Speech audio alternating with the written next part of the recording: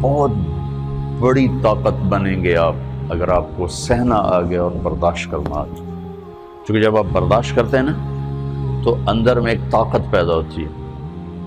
وہ طاقت آپ کی روح کو پرواز دیتی ہے اور اگلوں کے لیے تسخیر کا کام دیتی ہے. ایک اپنی زبان کی حفاظت فرمائیں. آپ اس 400 کے معاشرے میں کوئی غیبت کرنے والا نہ ہو، کوئی جھوٹ بولنے والا نہ ہو، کوئی کسی کو طنز کرنے والا نہ ہو، تانا دینے والا نہ ہو.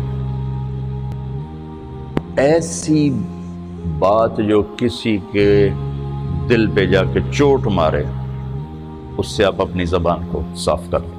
ہاتھ سے نکل جائے بات تو پھر اللہ نے ہمارے لیے توبہ کا دروازہ رکھا ہے. 2 نفل پڑھو، اللہ سے معافی مانگو، جس پر زیادتی اس سے جا کے معافی مانگو. کوئی کسی کو طنز کرنے والا نہ ہو، تانا دینے والا نہ ہو. ایسی بات جو کسی کے دل پہ جا کے چوٹ مارے اس سے آپ اپنی زبان کو صاف کر لیں. کبھی اس پہ قابو پا سکیں گے، کبھی نہیں، کبھی رہ جائے گا، کبھی ہو جائے گا. تو جب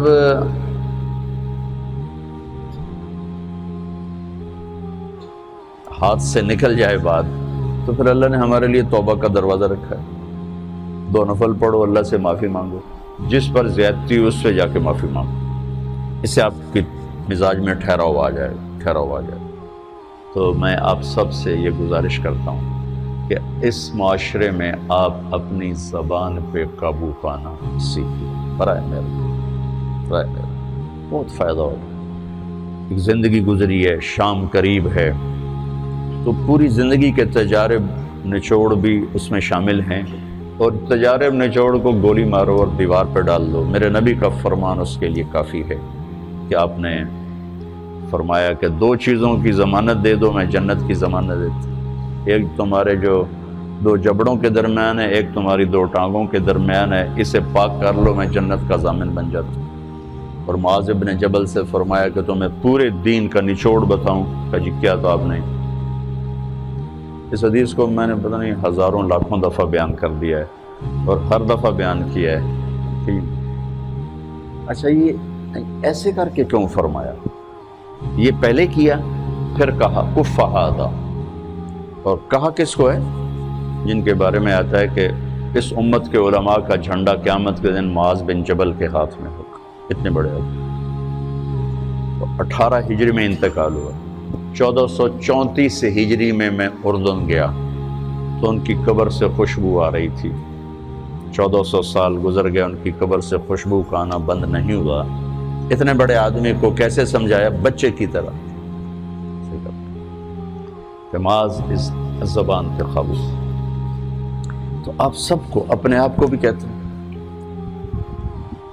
وہ عرب خطیب کہتے ہیں اوصیکم نفسی اولا و ایاکم کر کے عام طور پہ خطبہ شروع کرتے ہیں. تو میں بھی اپنے ذات سے شروع کر کے آپ سے یہ عرض کرتا ہوں بچوں کہ اپنی زبان پہ قابو پانا سیکھو. یہاں اس کی مشق کر لو. یہ چھوٹا سا میدان ہے، چھوٹا ایک تالاب میں ہے. آپ تالاب، یہاں سے نکل کر آپ ایک سمندر میں کودیں گے جہاں کہ رشتوں کی فہرست ہوگی، تعلقات کی فہرست ہوگی، ناگواریوں کے خوفناک خاردار کانٹے ہوں گے. کہیں کہیں پھول ملیں گے ورنہ کانٹوں سے بھرا جہان ہے. اگر آپ نے یہاں پریکٹس کر لی تو پھر آپ اس میدان میں جا. حسین ایک جیسے نہیں ہوں گے. اب یزیدیوں کو الگ کیا جائے گا، حسینیوں کو الگ کیا جائے گا. آج سچوں کو الگ کیا جائے گا، جھوٹوں کو الگ کیا جائے گا. ایمان والے الگ ہوں گے اور کافر الگ ہوں گے. بدماش الگ ہوں گے، نیک الگ ہوں گے، سچے الگ ہوں گے، جھوٹے الگ ہوں گے. اور اس دن یود المجرم لو یفتدی من عذاب یوم ابن بریہ وصاحبته وأخیہ وفصیلته التي تؤویہ ومن فی الارض جمیعا ثم ینجیہ کلا. اس نے مجھے کیا گیا یار، اے میری اولاد کو جہنم میں ڈال دے مجھے بچا، اے میری بیوی کو جہنم میں ڈال دے مجھے بچا، میرے ماں باپ کو جہنم میں ڈال دے مجھے بچا، میرے بھائیوں کو جہنم میں ڈال دے مجھے بچا کو. اور اللہ فرمایا کہ کلا لا تزر وازرۃ وزر اخرى.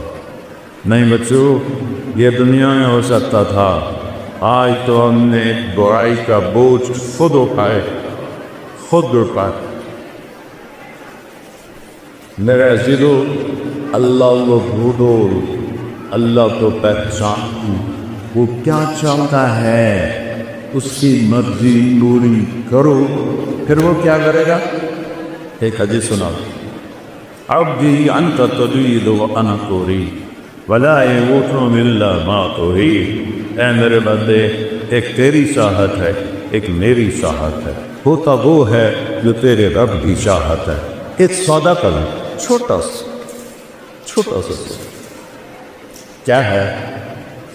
ان سلمت لی فیما اريد. یہ ہزارہ میں، مانسیرہ میں، ملتان میں وہ کر دے جو میں چاہتا ہوں. کتنے کو زندگی؟ میرے نبی نے کہا میری امت کی عمر 60 اور 70 کے درمیان، تھوڑے ہوں گے جس کے اوپر جائیں. 15 سال اس میں سے نکال دو کہ بلوغت کے بعد ہی حلال حرام، نماز، روزہ، حج، زکوٰۃ فرض ہوتا ہے. وہ نکل گئے تو پیچھے کتنے رہ گئے؟ 55 سال. اگر 70 سال عمر ہے تو اللہ کہتا ہے یہ 55 سال تو یوں گزر جاتے ہیں کہ یہ وہ کر دے جو میں چاہتا ہوں. یہ نہیں کھانا ٹھیک، یہ نہیں پینا ٹھیک، یہ نہیں کرنا ٹھیک، یہ کرنا ہے جی، یہ کرنا ہے جی. اسی سے دو یہ بن گئے وائس چانسلر. اگر یہ اگر تگڑ کر دے تو فیصلے سے پہلے ہی ڈٹائر ٹور ہو کے گھر بیٹھے تمہیں. تو ہر بادشاہ چاہتا ہے رعایا میری مانے. تو اللہ سے بڑا تو بادشاہ ہے کوئی؟ سارے بادشاہ مر گئے، نہیں خبر ہیں اب کی. دنیا کا سب سے بڑا بادشاہ تھا چنگیز خان. دنیا کا 22% حصہ اس نے فتح کیا. آج اس کی قبر کا نشان. ایک سائنسدان نے منگولیا میں 35 سال گزارے اس کی قبر ڈھونڈنے کے لیے. گورا تھا، نہیں ڈھونڈ سکے. یہ تو ایسی بے نشاں کر دیتی. 2 کروڑ انسان اس نے ذبح کر دیے، اور سب سے زیادہ 2 کروڑ سارے مسلمان ہی تھے تقریباً. صرف چائنا پہ جب حملہ کیا تو وہاں جو قتل و غارت ہوئی وہ بدھ لوگ تھے، باقی سب اس نے اسلامی ملکوں کو تباہ کیا. آج اس کی قبر پہ کہیں نشان ہے. تو میرے عزیزو، اللہ کہتا ہے ان سلمت لی فیما اريد. یہ تھوڑی سی زندگی ہے، اور میں نے کوئی تمہارے اوپر پہاڑ نہیں ڈالا. توحید کو مانو، رسالت کو مانو، لا الہ الا اللہ محمد الرسول. ایک اللہ بندگی کے قابل، ایک اللہ عبادت کے قابل، ایک اللہ پکارے جانے کے قابل، ایک اللہ مدد کے قابل، ایک اللہ دینے والا اور ہم سب دینے والے، ایک اللہ سننے والا اور ہم سب سنانے والے. مخلوق کو مسلمان نہیں پکارتا. ہمارے ہاں تو جو مر گئے ہیں ان کو بھی پکار رہے ہوتے ہیں، اور جو قبروں میں چلے گئے تمہاری کہاں سنیں گے؟ غیر عزیزو، یہ دنیا شارت سے زیادہ قریب ہے. جو سونے کھانے پینے سے پاک ہے اس کو کہو یا اللہ. وہ 70 دفعہ جواب دیتا ہے لبیک لبیک یا عبدی.